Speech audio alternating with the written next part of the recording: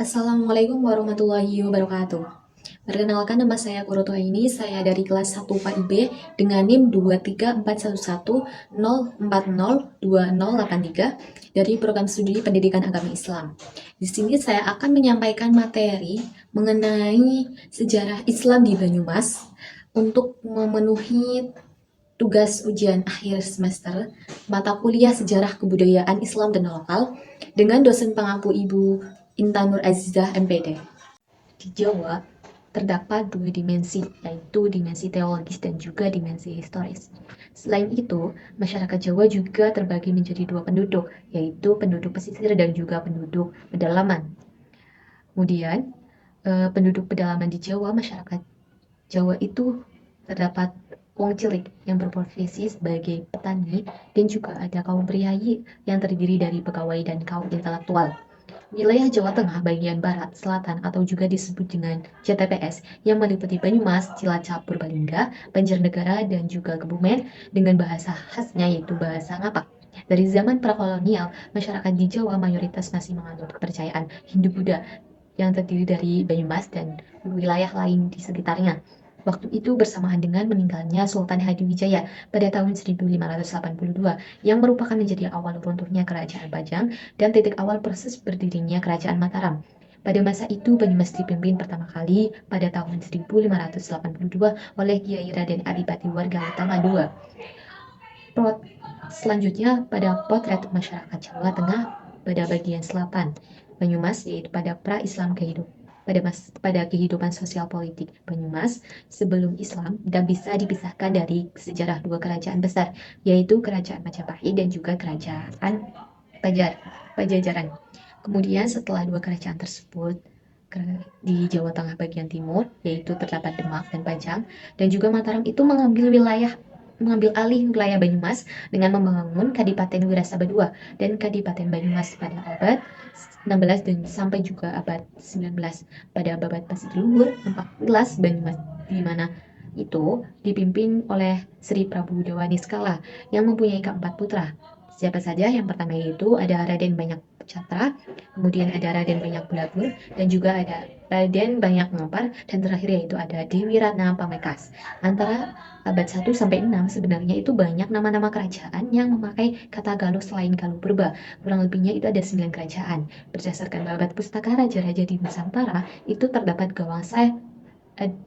wangsa yang berkembang pada abad 7 sampai 8, yaitu ada wangsa Kalingga, wangsa Sanjaya, dan juga ada wangsa Sailendra.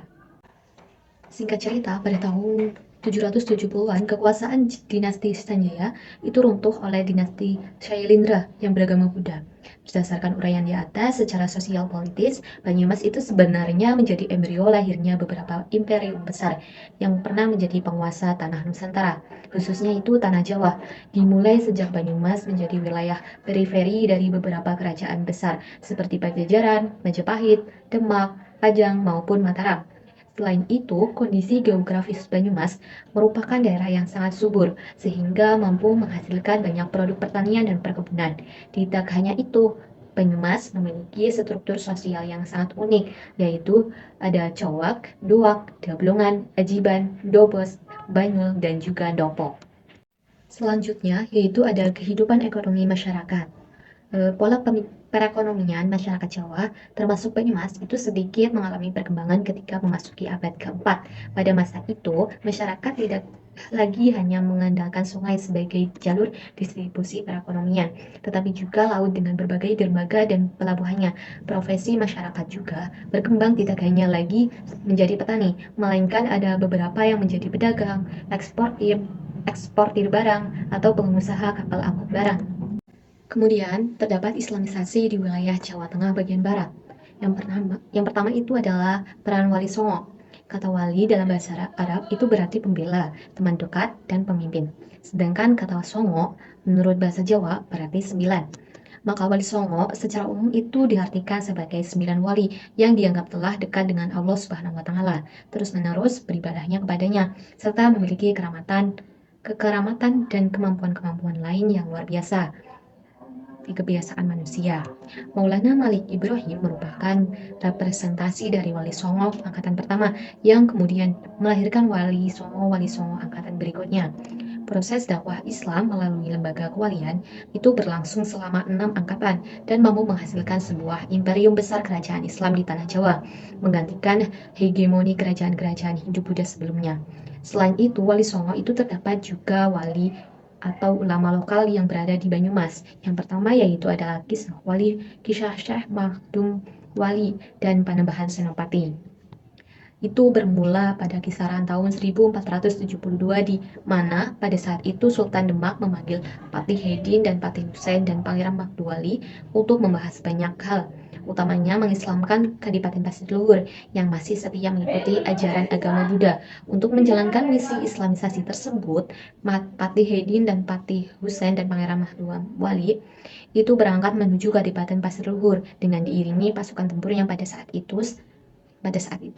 Kemudian singkat cerita, untuk mempermudah dalam melakukan dakwah, Pangeran Wali itu meminta izin kepada Adipati Banyak Belanak untuk membangun sebuah padepokan yang kemudian itu dikenal dengan Padepokan Dekah Ambawanggula Kumantuyang yang berfungsi sebagai tempat ibadah dan sekaligus menjadi pusat pengajaran agama Islam. Singkat cerita, untuk mempermudah dalam melakukan dakwah, Pangeran Wali dan Adipati Banyak Belanak itu berhasil membuat 6 adipati itu masuk ke dalam ajaran Islam, agama Islam.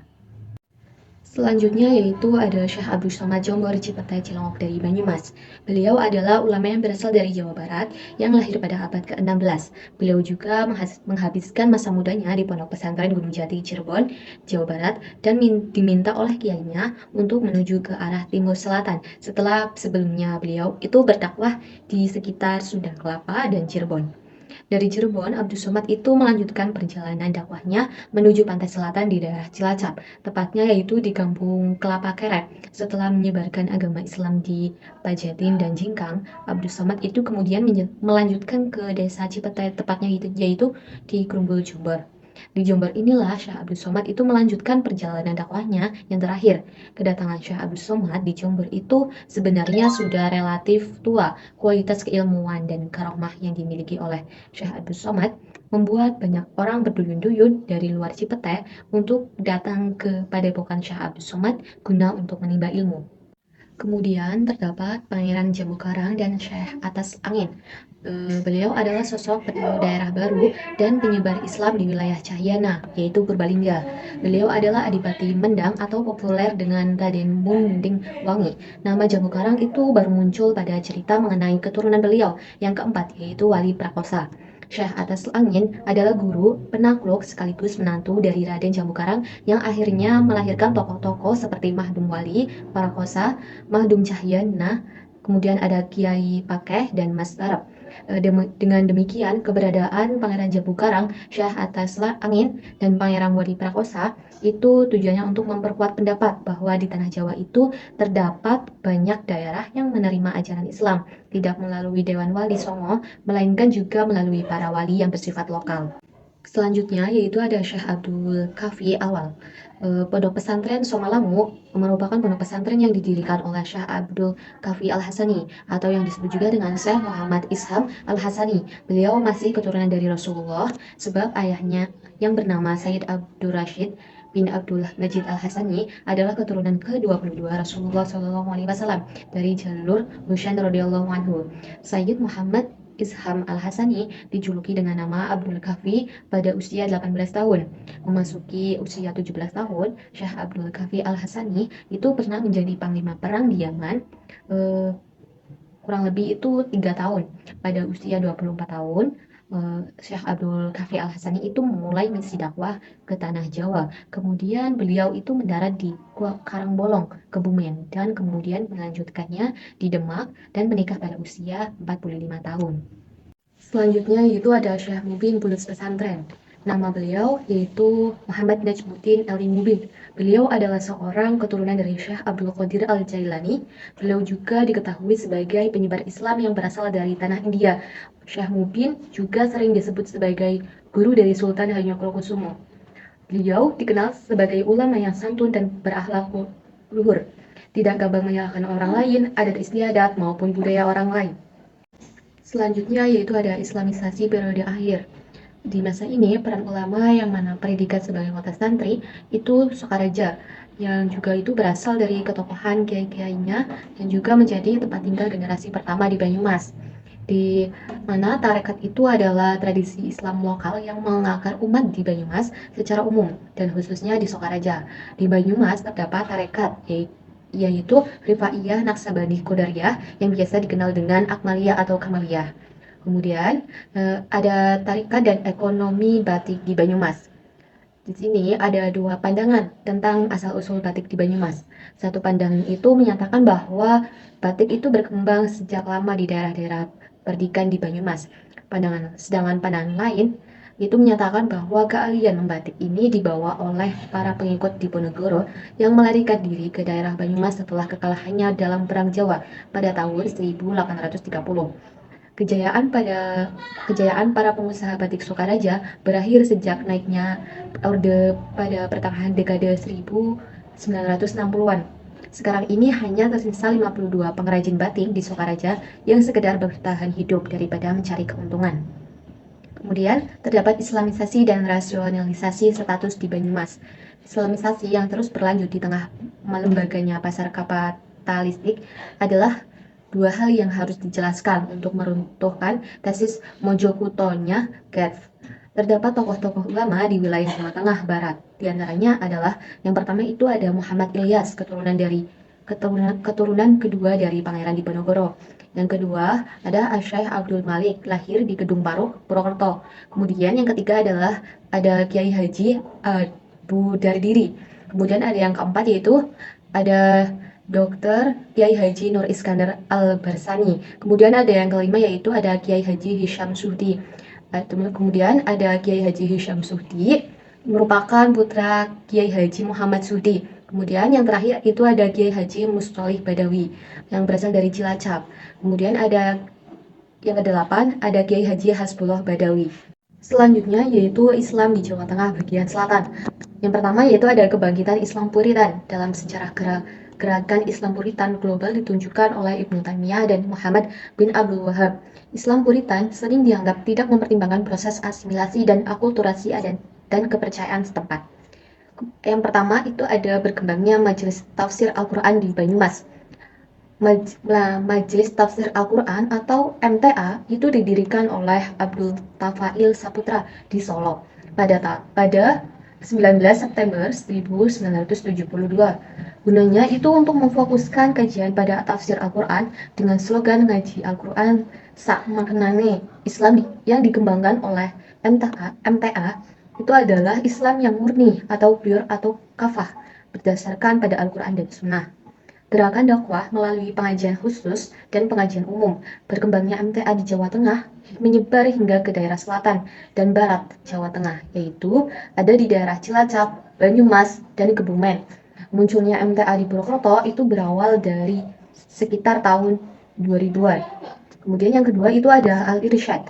Ada beberapa sudut pandang sebagai dasar analisis untuk melihat organisasi Al-Irsyad. Yang pertama itu ada Al-Irsyad dapat diungkapkan sebagai organisasi Islam Indonesia yang dimotori oleh orang-orang etnis Arab asal Hadramaut, Yaman yang sering disebut dengan kaum Hadrami. Kemudian yang kedua, Al-Irsyad adalah organisasi Islam yang menitik beratkan pada bidang pendidikan, sosial, dan dakwah dalam gerakannya. Kemudian yang ketiga, Al-Irsyad adalah bagian dari organisasi yang ada di Indonesia yang mengusung jargon pembaharu Islam. Prinsip pendidikan Al-Irsyad ini dibuat sebagai sistem sekolah yang terpisah sebagai daya dorong untuk menyebarkan rasa kehadramian di antara anak-anak sekolah Al-Irsyad. Kemudian, Yayasan Al-Irsyad itu mengelola 7 sekolah yang berada di Purwokerto dan Cilacap. Selanjutnya yaitu ada tren Islam moderat. Di Indonesia, mempunyai dua organisasi yang terbesar, yaitu ada Muhammadiyah dan juga NU. Tujuannya untuk tetap menjaga dan memperkokoh posisi dan perannya dalam dinamika kehidupan umat, bangsa, dan dunia global sebagai kekuatan dakwah dan misi Islam sebagai rahmatan lil alamin. Islam moderat dalam konteks keindonesiaan adalah Islam yang menyejukkan bukan ekstrim atau radikal, anti terhadap kekerasan atau tidak menempuh garis keras di dalam mengimplementasikan keberislamannya. Yang pertama itu ada perkembangan Nahdlatul Ulama di Jawa Tengah bagian selatan. NU adalah suatu jamaah diniyah Islamiyah yang didirikan di Surabaya pada tanggal 16 Rajab 1344 Hijriah yang bertepatan pada tanggal 31 Januari 1926 Masehi. NU itu berakidah Islam menurut Ahlus Sunnah wal Jamaah dan menganut salah satu mazhab, yaitu ada mazhab Maliki, Hanafi, Syafi'i, dan Hambali. NU dalam tradisionalisme itu biasanya ditandai beberapa hal. Yang pertama, ada komunitas ini sebagian besar tinggal di pedesaan. Meski belakangan terjadi mobilitas vertikal di kalangan elit pedesaan ini, terutama kalangan muda NU terpelajar. Yang kedua, yaitu ada NU mempunyai dasar-dasar dan kekayaan intelektual yang senantiasa diwariskan dari satu ke generasi berikutnya melalui lembaga pesantren. Kemudian yang ketiga itu ada NU mempunyai lembaga pendidikan yang cukup mapan sebagai basis transmisi keilmuan, yaitu pesantren. Yang kedua, ada perkembangan Muhammadiyah di Jawa Tengah bagian selatan. Secara umum, masyarakat Muslim Purwokerto dan Kabupaten Banyumas pertama kali mengenal Muhammadiyah adalah ketika Kiai Haji Ahmad Dahlan memberikan pengajian akbar di Masjid Agung Baitus Salam yang tempatnya itu ada di sebelah barat alun-alun Purwokerto pada tahun 1920. Dan pengajian ini itu cukup banyak dihadiri oleh kaum muslimin di sekitar Purwokerto. Kemudian ada tren Islam liberal. Gerakan liberalisasi pemikiran Islam yang akhir-akhir ini semakin marak sebenarnya lebih berunsur pengaruh eksternal daripada perkembangan alami dari dalam tradisi pemikiran Islam. Terdapat beberapa yang menggariskan prinsip dasar yang dipegang oleh kelompok Islam liberal. Apa aja? Yang pertama itu ada pentingnya kontekstualisasi ijtihad, kemudian ada komitmen terhadap rasionalitas dan pembaharuan agama, kemudian ada penerimaan terhadap pluralisme sosial dan pluralisme agama-agama. Kemudian ada pemisahan agama dari partai politik dan kedudukan negara yang non-sektarian. Kemudian yang terakhir ada Islamisasi periode akhir. Di periode ini, sejak Islamisasi mulai berlangsung pada abad ke-14 sampai awal abad ke-19, terjadi apa yang disebut sejarawan MC Rickles sebagai sintesa mistik antara tradisi spiritualisme Jawa dengan Islam. Memegang pesantren sudah ada sejak masa awal penyebaran Islam di Jawa. Tetapi, baru pada abad ke-19, lembaga pendidikan ini menjadi salah satu fenomena utama Islam di Jawa.